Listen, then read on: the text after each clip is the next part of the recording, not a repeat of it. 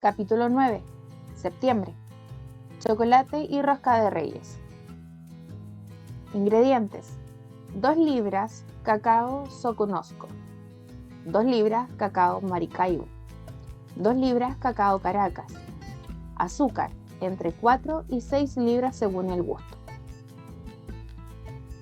Manera de hacerse. La primera operación es tostar el cacao.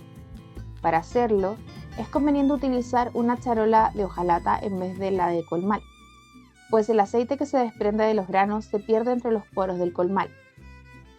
Es importantísimo poner cuidado en este tipo de indicaciones, pues la bondad del chocolate depende de 3 cosas a saber: de que el cacao que se emplee esté sano y no averiado, de que se mezclen en su fabricación distintas clases de cacao, y por último, de un grado de tueste. El grado de tueste aconsejable es del momento en que el cacao comienza a despedir su aceite. Si se retira antes, aparte de presentar un aspecto descolorido y desagradable, lo hará indigesto. Por el contrario, si se deja más tiempo sobre el fuego, el grano quedará quemado y contaminará de acrimonia y aspereza el chocolate. Tita extrajo solo media cucharadita de este aceite para mezclarlo con el aceite de almendras dulce y preparar una excelente pomada para los labios. En invierno se le partían invariablemente. Tomara las precauciones que tomara. Cuando era niña, esto le causaba gran malestar, pues cada vez que se reía, se abrían sus carnosos labios y le sangraba, produciéndole un intenso dolor. Con el tiempo, lo fue tomando como resignación. Y como ahora no tenía muchas razones que digamos para reír, no le preocupaba en lo más mínimo. Podía esperar tranquilamente hasta la llegada de la primavera para que desaparecieran las grietas. El único interés que la movía a preparar la pomada era que por la noche vendrían a la casa algunos invitados a partir la rosca de reyes. Por vanidad, no porque pensara reírse mucho, quería tener los labios suaves y brillantes durante la velada. La sospecha de estar embarazada no la hacía sentir como para tener la risa a flor de labio. Nunca pensó en esa posibilidad al consumar su amor con Pedro. Aún no se lo comunicaba a él. Esta noche pensaba hacerlo, pero no sabía cómo. ¿Qué actitud tomaría Pedro y cuál sería la solución a este gran problema? Lo ignoraba por completo. Prefería tratar de no atormentarse más y procurar desviar los pensamientos de su mente hacia cosas más triviales, como la preparación de una buena pomada. Para esto no hay como la crema de cacao, pero antes de poner a elaborarla, era necesario que dejara listo el chocolate. Cuando el cacao ya está tostado, como se indicó, se limpia utilizando un sedazo para separar la cáscara del grano. Debajo del metate, donde se ha de moler, se pone un cajete con buena lumbre y cuando ya está caliente el metate, se procede a moler el grano. Se mezcla entonces con el azúcar, machacándolo con un mazo y moliendo las 2 cosas juntas. Enseguida se divide la masa en trozos. Con las manos se moldean las tablillas, redondas o alargadas, según el gusto, y se ponen a orear. Con la punta del cuchillo se pueden señalar las divisiones que se desean. Mientras Tita daba forma a las tablillas, añoró con tristeza los días de reyes de su infancia, en los que no tenía problemas tan serios. Su mayor preocupación en esta época era que los santos reyes nunca le traerían lo que ella pedía, sino lo que mamá Elena pensaba que sería lo más adecuado para ella. Hasta hacía algunos años no se había enterado de que la causa por la que en una sola ocasión sí recibió el regalo esperado fue porque Nacha se pasó algún tiempo ahorrando de su salario para comprarle un cinito que había visto en el aparador de una tienda.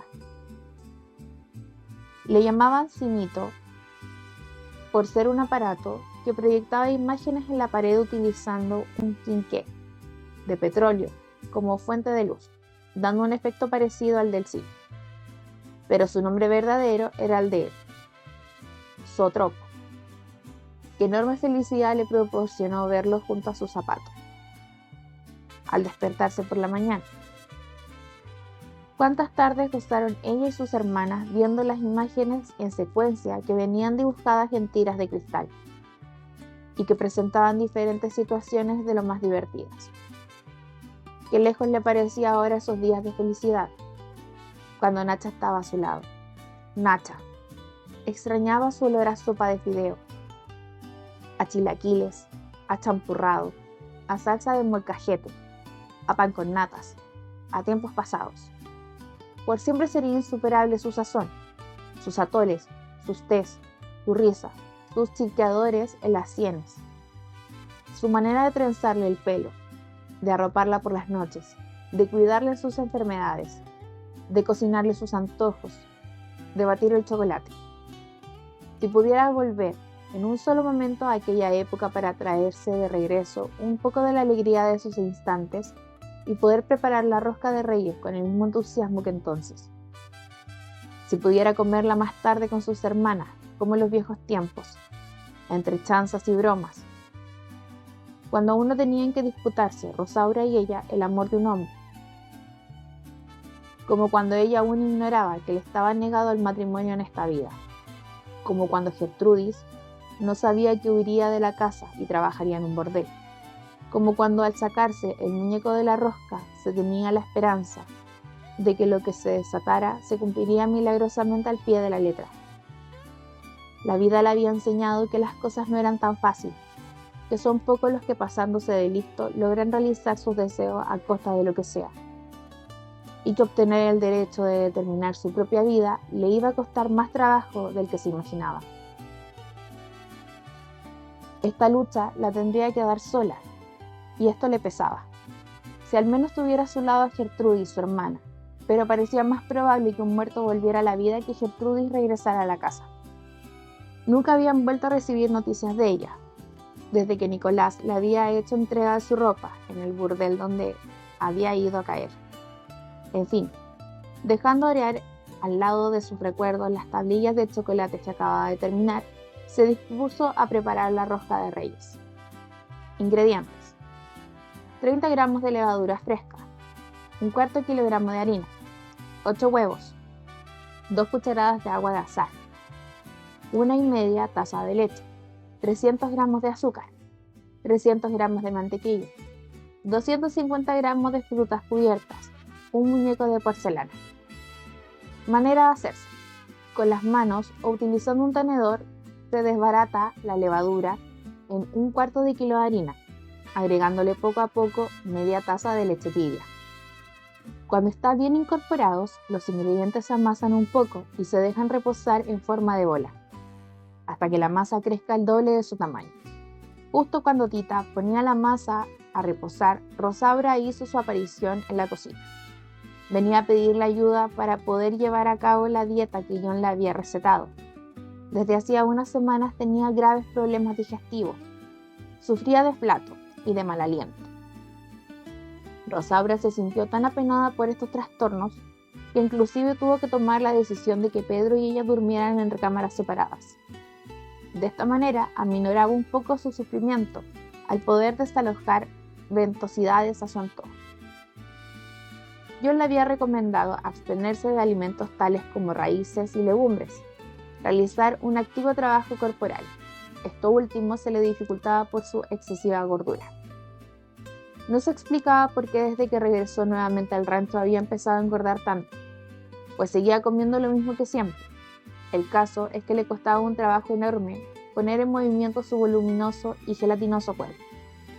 Todos estos males le estaban acarreando infinidad de problemas, pero el más grave era que Pedro se estaba distanciando de ella cada día más. No lo culpaba, ni ella misma soportaba su pestífero vaho. Ya no podía más. Era la primera vez que Rosaura salía de capa con Tita y trataba estos temas con ella. Inclusive le confesó que no se le había acercado antes por los celos que le tenía. Pensaba que entre ella y Pedro había una relación amorosa, latente, escondida bajo las apariencias. Pero ahora que veía lo enamorada que estaba de John y lo cercano de su matrimonio con él, se había dado cuenta de lo absurdo que era seguir guardando este tipo de recelos. Confiaba en que aún eran tiempos para que entre ellas surgiera una buena comunicación. La verdad, la relación de Rosaura-Tita hasta ahora había sido como la del agua en aceite hirviendo. Con lágrimas en los ojos le rogó que por favor no le guardara rencor por haberse casado con Pedro, y le pidió su consejo para recuperarlo, como si ella estuviera para darle ese tipo de consejos. Con pena, Rosaura le comentó que Pedro tenía muchos meses de no acercársele con intenciones amorosas. Prácticamente la rehuía. Esto no le preocupaba mucho, pues Pedro nunca había sido muy dado a los excesos sexuales. Pero últimamente no solo eso, sino que detectaba en su actitud un abierto rechazo a su persona. Es más, podía precisar exactamente desde cuándo, pues lo recordaba perfectamente. Fue la noche en la que el fantasma de Mamá Elena había empezado a aparecer. Ella estaba despierta, esperando que Pedro regresara de un paseo que había salido a dar. Cuando regresó, casi no le prestó atención a su historia del fantasma. Estaba como ausente. Durante la noche ella había tratado de abrazarlo, pero él o estaba muy dormido o fingió estarlo, pues no reaccionó a sus insinuaciones. Más tarde lo había escuchado llorar quedamente, y ella a su vez había fingido no oírlo. Sentía que su gordura, su flato y su mal aliento definitivamente estaban alejando a Pedro de su lado cada día más, y no le veía solución. Le pedía por lo tanto su ayuda, la necesitaba, como nunca, y no tenía a nadie más a quien recurrir. Su situación cada día era más grave. No sabría cómo reaccionar al que dirán si Pedro la abandonaba. No lo resistiría. El único consuelo que le quedaba era que al menos tenía a su hija Esperanza. Ella tenía la obligación de estar a su lado para siempre. Hasta ese momento todo iba bien. Las primeras palabras de Rosaura habían causado estragos en la conciencia de Tita. Pero en cuanto escuchó por segunda ocasión cuál sería el destino de Esperanza, tuvo que hacerse un soberano esfuerzo para no gritarle a su hermana que esta idea era la más aberrante que había escuchado en toda su vida. No podía iniciar en estos momentos una discusión entre ellas que diera al traste con la buena voluntad que sentía de convencer a Rosaura del daño que le estaba causando. Así que en lugar de externar sus pensamientos, le prometió a su hermana prepararle una dieta especial para ayudarla a bajar de peso. Y amablemente le proporcionó una receta de familia contra el mal aliento. El mal aliento tiene su origen en el estómago, y son varias las causas que contribuyen a ello. Para hacerlo desaparecer, debe principiarse por gargarismos de agua salada, sorbiéndola al propio tiempo por las narices, mezclada con alguna gota de vinagre de alcanfor pulverizado. Paralelamente hay que masticar continuamente hojas de menta. El plan propuesto, seguido con constancia, es capaz por sí solo de purificar el aliento más que bien. Rosaura le agradeció infinitamente su ayuda y rápidamente salió a la huerta a recoger hojas de menta, no sin antes suplicarle absoluta discreción en este delicado asunto. El rostro de Rosaura reflejaba un gran alivio. En cambio, Tita estaba destruida. ¿Qué era lo que había hecho?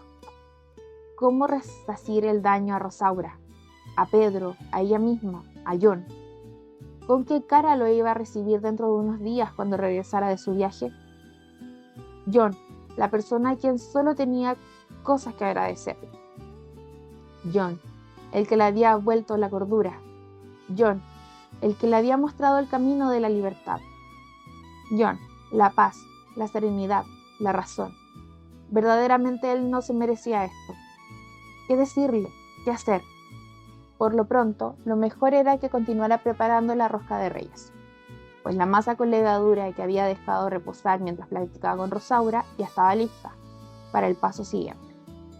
Con el kilo de harina se forma una fuente sobre la mesa.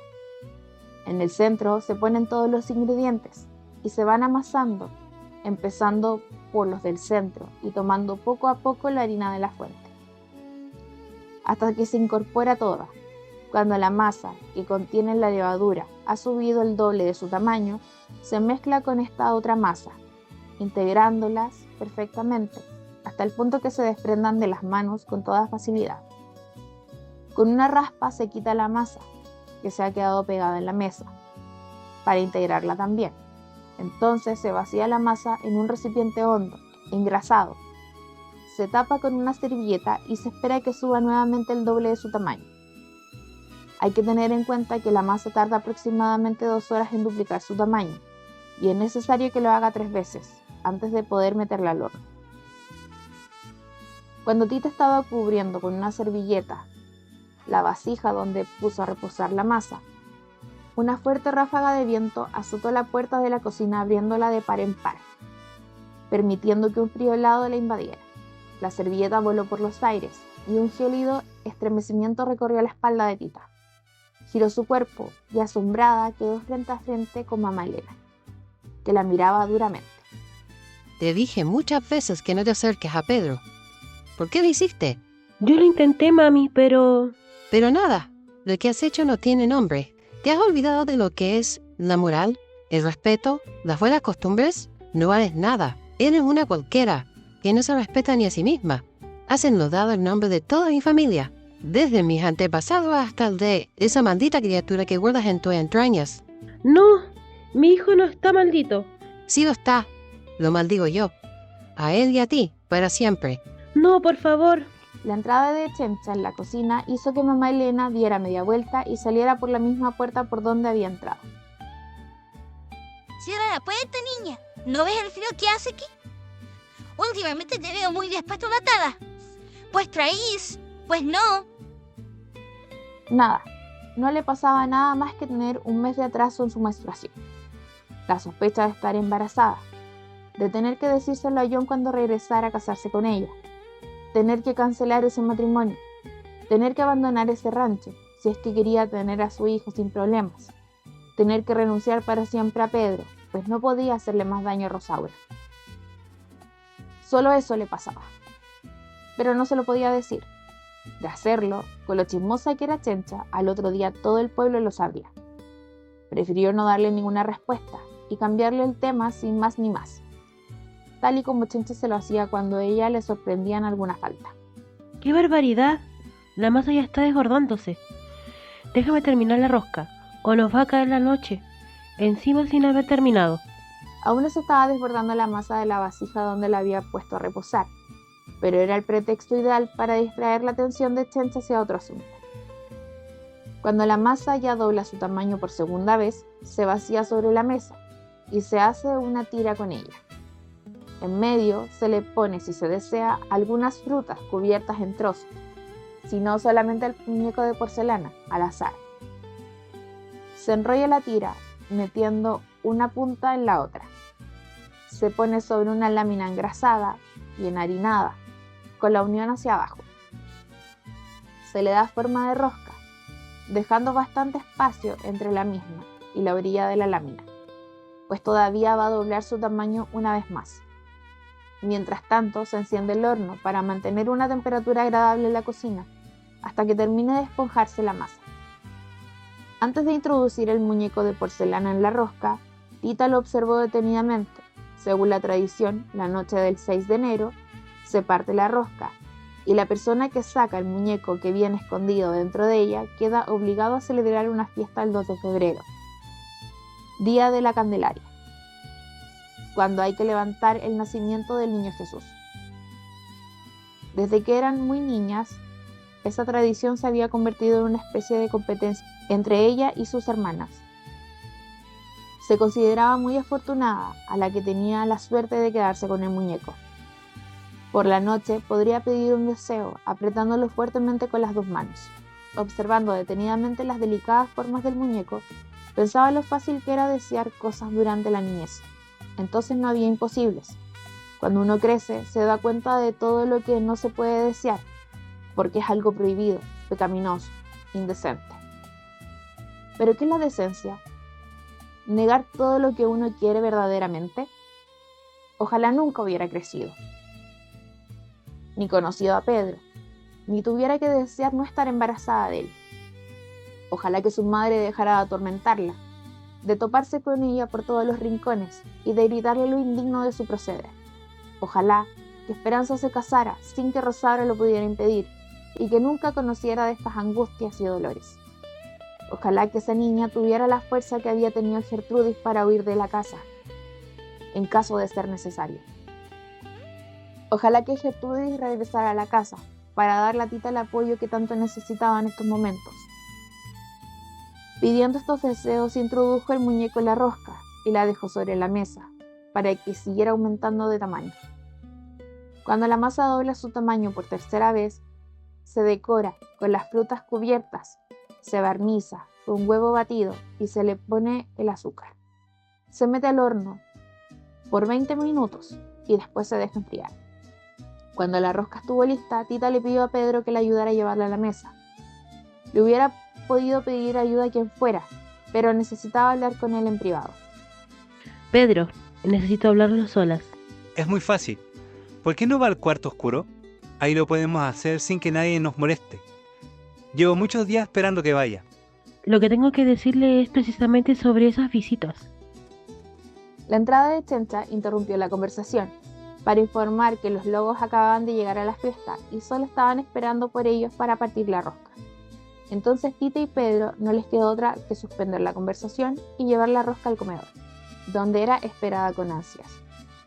Cuando iban atravesando el pasillo, Tita vio a su madre parada junto a la puerta del comedor, lanzándole una mirada de furia. Tita se paralizó. El pulque empezó a ladrarle a mamá Elena, que caminaba amenazadora hacia Tita. El perro tenía el pelo del lomo erizado por el miedo y caminaba defensivamente hacia atrás. Su aturdimiento hizo que metiera una pata trasera dentro de la escupidera de latón que se encontraba al final del pasillo, junto al helecho, y que al tratar de salir corriendo, la azotara contra el piso, dejando regado por todos lados el contenido de esta. El escándalo que provocó llamó la atención de los dos invitados, que ya se encontraban reunidos en la sala. Se asomaron al pasillo muy alarmados. Pedro le tuvo que explicar que el pulque, tal vez por la vejez, últimamente hacía este tipo de cosas inexplicables, pero que todo estaba bajo control. Sin embargo, Paquita luego se dio cuenta de que Tita estaba a punto del desmayo. Pidió que alguien más le ayudara a Pedro a llevar la rosca al comedor, pues ella veía a Tita muy indispuesta. La tomó del brazo y la llevó a la sala. Le dieron a leer Sales, y después de un momento se recuperó por completo. Entonces decidieron pasar al comedor antes de salir. Paquita detuvo a Tita un segundo y le preguntó: ¿Ya te sientes bien? Aún te noto media mareada y tienes una mirada que no sé, porque yo sé perfectamente que eres una muchacha decente, juraría que estás embarazada. Tita, riendo y tratando de no dar importancia, le respondió: ¿Embarazada? Solo a usted se le ocurre. ¿Y qué tiene que ver la mirada con eso? Yo puedo ver en los ojos de una mujer inmediatamente cuando está embarazada. Tita agradeció que el pulcre la salvara nuevamente de una situación difícil, pues el escándalo de los 1000 demonios que estaba armando en el patio le evitó tener que seguir conversando con Paquita.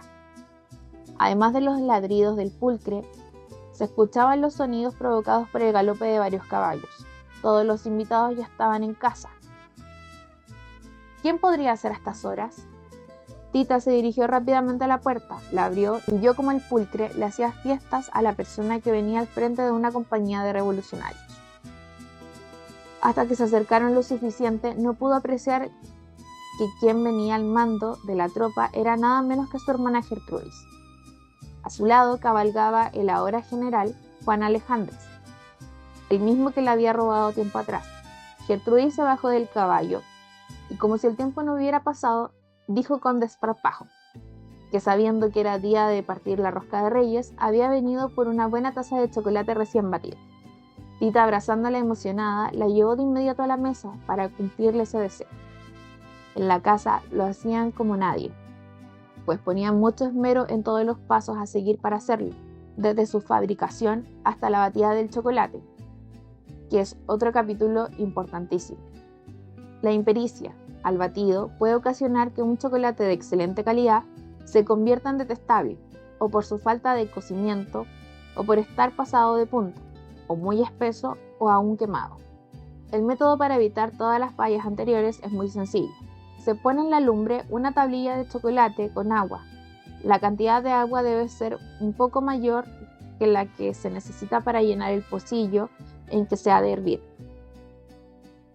Cuando da el primer hervor, se aparta del fuego y se deshace la tablilla perfectamente. Se bate con el molinillo hasta que ésta quede bien incorporada con el agua. Se vuelve a hornillar. Cuando dé otro hervor y quiera subir, se aparta de la lumbre. Enseguida se vuelve a poner, y así hasta que dé el tercer hervor. Entonces se aparta por última ocasión y se bate. Se sirve la mitad del pozuelo y se vuelve a batir el restante. Entonces se sirve todo, dejando la superficie cubierta de espuma.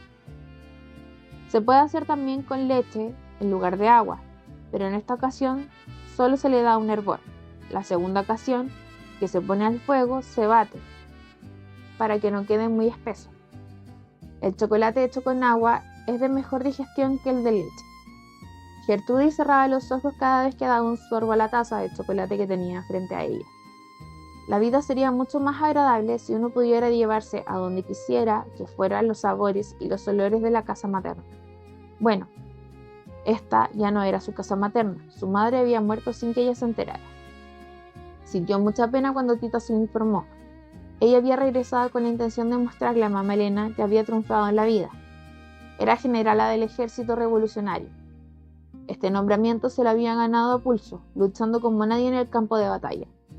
En la sangre traía el don de mando, así que en cuanto ingresó al ejército, rápidamente empezó a escalar puesto en el poder hasta alcanzar el mejor puesto.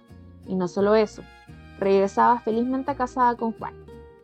Se había encontrado después de haberse dejado de ver por más de un año. Entre ellos había renacido la misma pasión que aquel día en que se conocieron. ¿Qué más podía pedir una persona? ¿Cómo le gustaría que su madre la hubiera visto? ¿Y cómo le gustaría volverla a ver? Aunque solo fuera para que le inclinara con la mirada, que era necesario que utilizara la servilleta para limpiarse el resto de chocolate de los labios. Este chocolate estaba preparado como en los viejos tiempos. Gertrudis lanzó una plegaria en silencio y con los ojos cerrados, pidiendo que Tita viviera muchos años más cocinando las recetas de la familia. Ni ella ni Rosaura tenían los conocimientos para hacerlo. Por lo tanto, el día en que Tita moriría junto con ella el pasado de su familia. Cuando todos terminaron de cenar, pasaron a la sala, donde dio comienzo el baile. El salón estaba perfectamente iluminado por una colosal cantidad de velas. Juan impresionó a los invitados, tocando de maravilla la guitarra, la armónica y el acordeón. Gertrudis llevaba el ritmo de las piezas que Juan interpretaba, golpeando el piso con la punta de su bota. Lo miraba orgullosamente desde el fondo del salón, donde una corte de admiradores la tenía rodeada, asediándola con preguntas sobre su participación en la revolución. Gertrudis, con gran soltura, mientras fumaba, les narraba fantásticas historias de las batallas en las que había participado. En ese momento, los tenía con la boca abierta, contándoles cómo había sido el primer fusilamiento que ordenó. Pero sin poderse contener, interrumpió el relato y se lanzó al centro del salón, donde empezó a bailar con donaire la polca jesuita de Chihuahua, que Juan interpretaba magistralmente en el acordeón norteño. Con livianidad se levantaba la falda hasta la rodilla, mostrando gran desenfado. Esta actitud provocaba comentarios escandalosos de las mujeres ahí reunidas. Rosaura le dijo en el oído a Tita: Yo no sé de dónde sacó ese ritmo, Gertrudis. A mamá no le gustaba bailar y dicen que papá la hacía muy mal. Tita levantó los hombros, en señal de respuesta, aunque ella sabía perfectamente de quién había heredado Gertrudis el ritmo y otras cosas. Este secreto pensaba llevárselo a la tumba, pero no lo pudo hacer. Un año más tarde, Gertrudis dio a luz a un niño mulato. Juan enfureció, amenazó con dejarla. No le perdonaba a Gertrudis que hubiera vuelto a las andanzas. Entonces Tita, para salvar este matrimonio, confesó todo. Por fortuna, no se había atrevido a quemar las cartas, ahora sí que con el negro pasado de su madre, pues estas le sirvieron perfectamente de prueba para demostrar la inocencia de Gertrudis. De cualquier manera, fue un golpe difícil de asimilar, pero al menos no se separaron, sino que vivieron para siempre juntos y pasando más tiempos felices que enojados.